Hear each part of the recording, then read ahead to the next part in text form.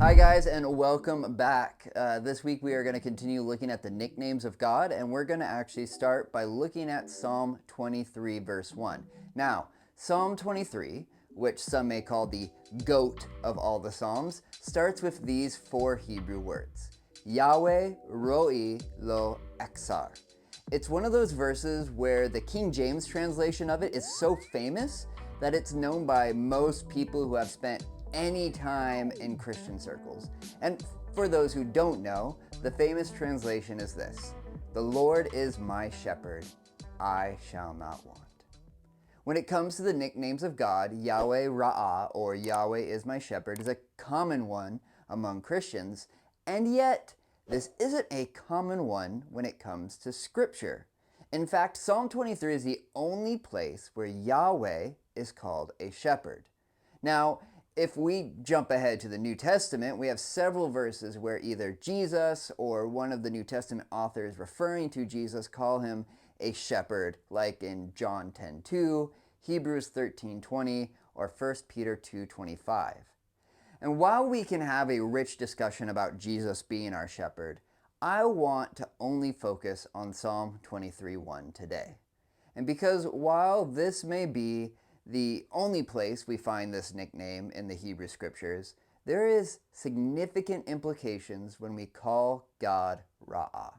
There's actually a lot of meaning packed into these four Hebrew words, and to unpack them, we're going to have to take a journey into the wonderful world of grammar. The first word, Yahweh, is just the name of God, and I gave a quick summary on this a few posts ago, so I'm not going to get into that here. Ro'i is a participle, which, if you don't remember your English classes, is a verb that acts like an adjective. And fun little note, studying Hebrew and Greek has actually made me learn a lot more about English grammar than I ever knew before. Now, it is formed from the Hebrew verb ra'ah, meaning to shepherd, hence the nickname Yahweh Ra'ah. Now, you may be thinking, well, wait, I thought that meant the Lord is my shepherd, and shepherd is a noun, not a verb. And also, roi doesn't sound like ra'ah, so what is going on here? Well, first off, just like in English, when we conjugate a verb, often we change the spelling. We have I ran, or I run, or I am running. So Yahweh Ra'ah is actually kind of a bad nickname to use because it means the Lord shepherded, not the Lord is my shepherd. This is why from here on out I'm going to use Yahweh Ro'i, because that is actually the Hebrew equivalent to the Lord is my shepherd. Additionally, a Hebrew verb actually packs a lot of information into it. First, based solely on how it is written, we know several things. We know that it is a participle, for instance. We also know that the one doing the action is masculine and singular. And finally, we know that the person that is receiving the action that is being shepherded is the person writing.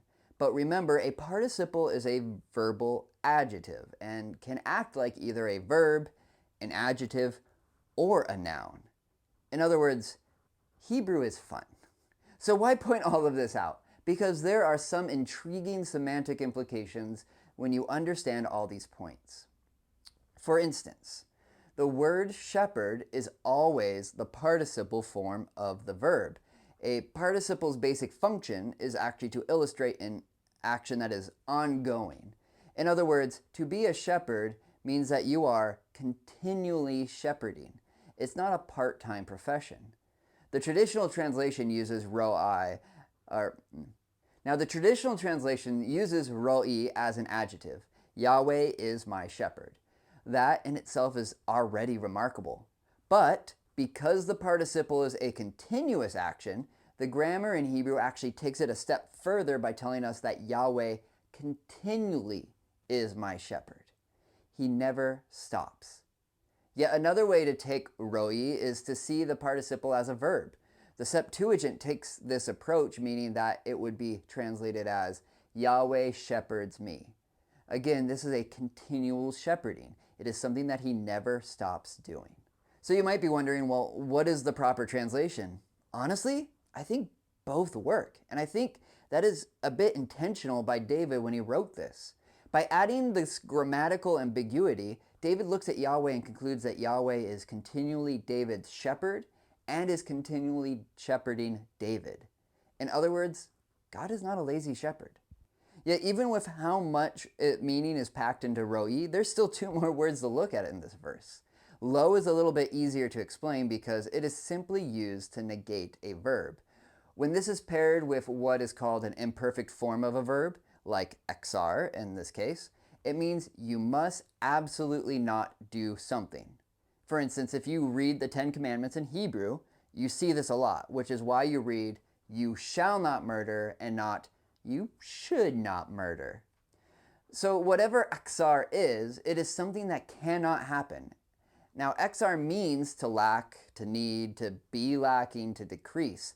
So when we say, I shall not want, we need to realize that this verse is saying that the result of Yahweh shepherding us is that we cannot literally ever be lacking or in need. I shall not want has the same grammatical oomph as you shall not murder. And as we explore God's names and nicknames, there's a clear theme that is consistently being repeated. Yahweh is more than enough. The names he gives himself and the nicknames we give him resound with boundless sufficiency. When he calls himself El Shaddai, he is telling us that he is sufficient for all our needs. He will provide everything for us.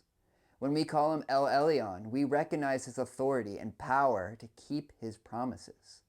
When we see him as Yahweh Roah, we sincerely believe that he will perpetually be our shepherd. It is not that we stop having desires, it's that our satisfaction in him is so complete that we lack nothing. Thank you guys so much for watching once again. If you like this, please subscribe. Please share it with anybody if you found this as a blessing. And I will see you next week.